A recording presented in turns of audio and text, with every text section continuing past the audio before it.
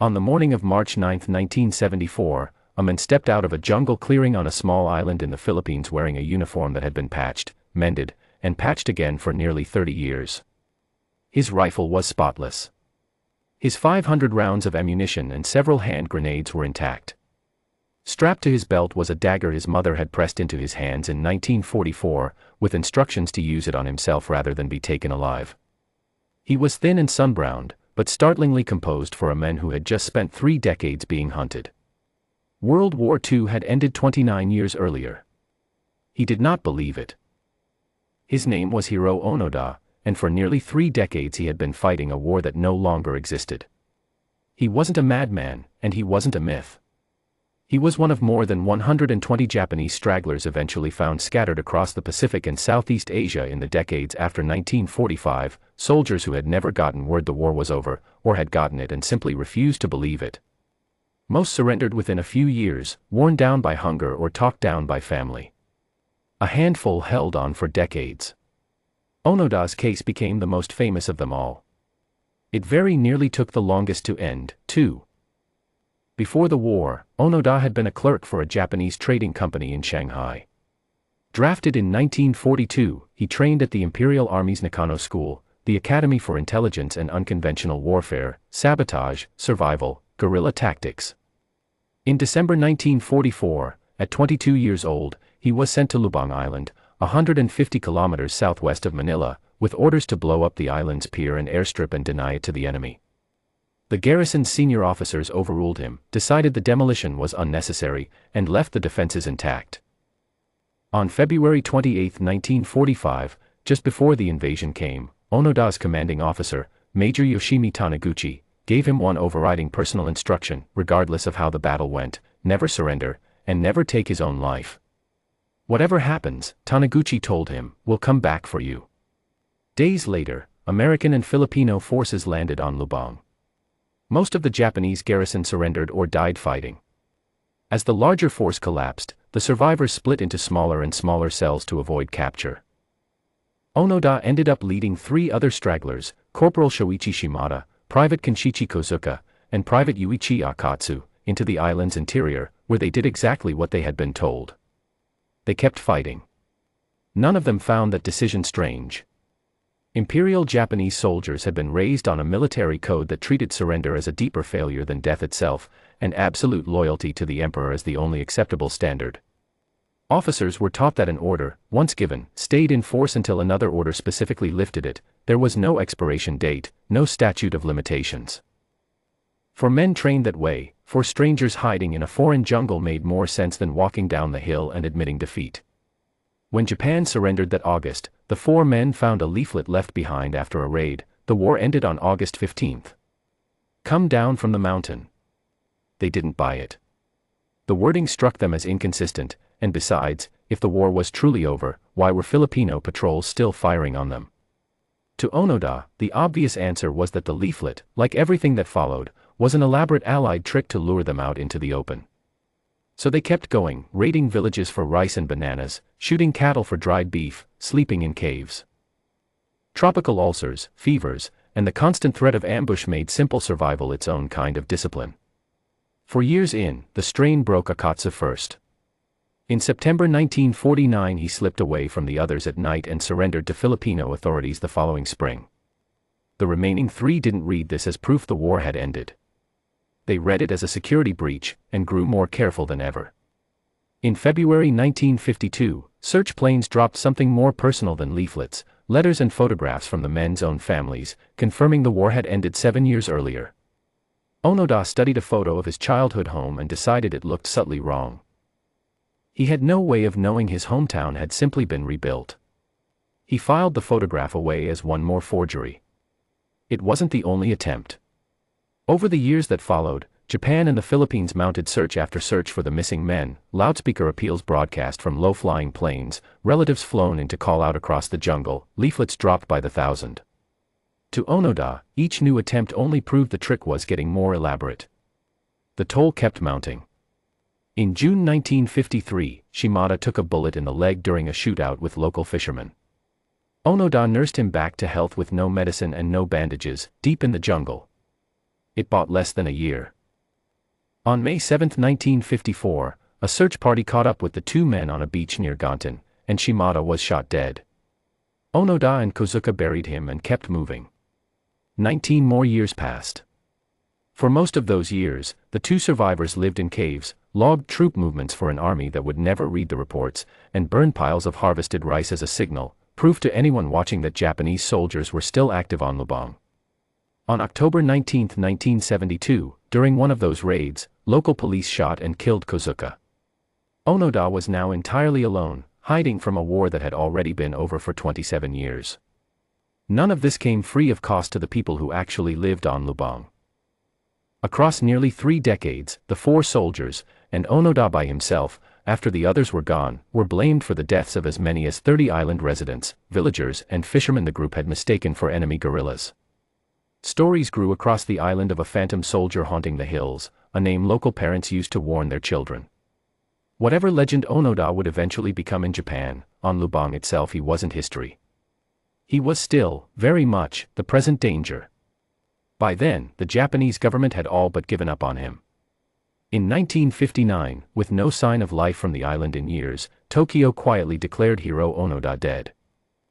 The break, when it finally came, arrived almost by accident. In February 1974, a 24-year-old Japanese college dropout named Norio Suzuki landed on Lubang.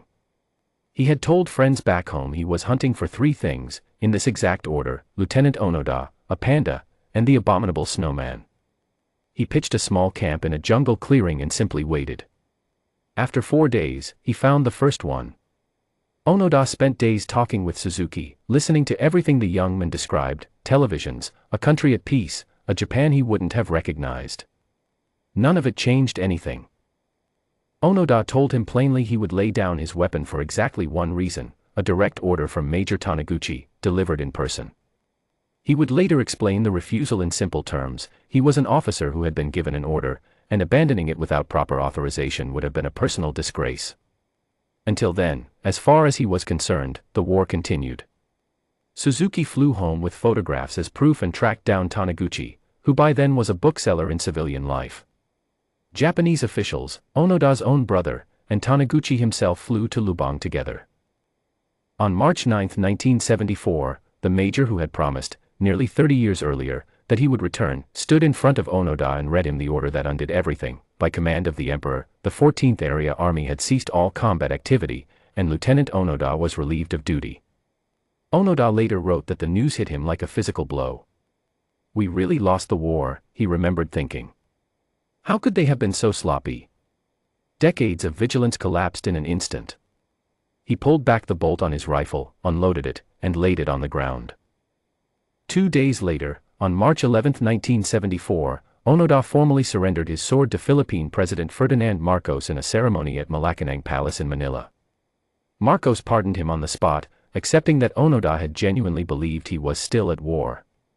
No formal investigation followed into the killings on Lubang, despite the decades of documented raids and skirmishes that preceded it.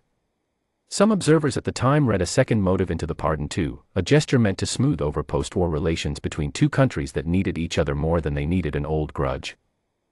By several accounts, local authorities had to hold back islanders who'd lost relatives to his campaign and wanted to confront him that day. The forgiveness extended to one soldier wasn't shared by everyone who had lived under his rifle. None of that complicated reception followed him home. When Onoda landed in Tokyo on March 12, a crowd of 8,000 people turned out to greet him, and 30 years out of date, and treated him like a national treasure. He wrote a memoir that year, No Surrender, My 30-Year War, and quickly became a kind of folk hero, a real-life relic of the old samurai code, celebrated for a discipline most of his countrymen had spent 30 years trying to leave behind. Disillusioned with how much Japan itself had changed, Onoda emigrated to Brazil within a couple of years and bought a cattle ranch, where he married a Japanese tea ceremony teacher and spent much of the rest of his life raising livestock. In 1984 the couple returned to Japan, where Onoda founded a wilderness school for children, teaching them, deliberately this time, the survival skills that had once kept him alive by accident. "I don't consider those 30 years a waste of time," he told the Associated Press in a 1995 interview. He said he tried to live twice as fast afterward, to make up for the decades he'd lost. He died in a Tokyo hospital on January 16, 2014, at the age of 91. He wasn't entirely alone in that strange, complicated kind of fame. 2 years before Onoda emerged, in January 1972, two local men checking shrimp traps along a river on Guam stumbled onto a starving, half-naked figure they assumed was a fellow villager. He attacked them, certain his life was in danger. They wrestled him to the ground and carried him out of the jungle. He turned out to be Sergeant Shoichi Yokoi, who had served first in Manchuria before being posted to Guam in 1943 and hiding in its jungles for 28 years since the island fell in 1944, except Yokoi, by his own later admission, had actually known since the mid-1950s that the war was over. He simply couldn't face going home and admitting he had survived when most of his unit hadn't. "I am deeply ashamed," he told the cameras waiting for him in Japan, "at my failure to serve His Majesty." He, too, got a hero's parade. Onoda's surrender made headlines around the world, and most retellings of the war's last holdouts end there. They shouldn't. 9 months after Onoda walked out of the Lubang jungle, on December 18, 1974, Indonesian troops on the island of Morotai found another man who had never stopped fighting. His name was Teruo Nakamura, drafted into a Takasago volunteer unit of the Imperial Army in November 1943 and sent to Morotai the following year. When Allied forces overran the island in September 1944, in fighting that scattered what remained of his unit, the Japanese government recorded him as killed in action. Like Onoda, Nakamura had already been declared dead by the country he served, years before he actually came home. He had survived alone and in small groups for 30 years, eventually living by himself in a hidden camp, kept fed in his final years by a sympathetic local villager. When a search team finally located him, they didn't drop leaflets. They waved a Japanese flag and sang the national anthem until he walked out and surrendered without a fight. By every official record, Nakamura was the actual last soldier of the Second World War to lay down his arms, 9 months after the men whose name became famous around the world, and the final name added to a list of stragglers that had been growing, one quiet surrender at a time, for nearly 30 years. But Nakamura wasn't ethnically Japanese. He was a member of Taiwan's indigenous Amos people, conscripted when Taiwan was still a Japanese colony. By 1974, Taiwan wasn't part of Japan anymore, and in the eyes of many, neither was he. There was no crowd of 8,000 waiting for him. He chose to be flown directly to Taiwan, bypassing Japan altogether, and died there of lung cancer 5 years later, far outside the headlines that had made Onoda a household name. Both men had done the same thing, for almost exactly the same span of decades, obeying orders neither one had ever been told to abandon. Only one of them came home to a parade. The Second World War's actual last battlefield wasn't a beach or a bunker. It was a quiet jungle clearing on a small Indonesian island, where a forgotten soldier finally heard, 3 decades late, that the only war still being fought was the one in his own mind, and where the rest of the world had already moved on without ever learning his name.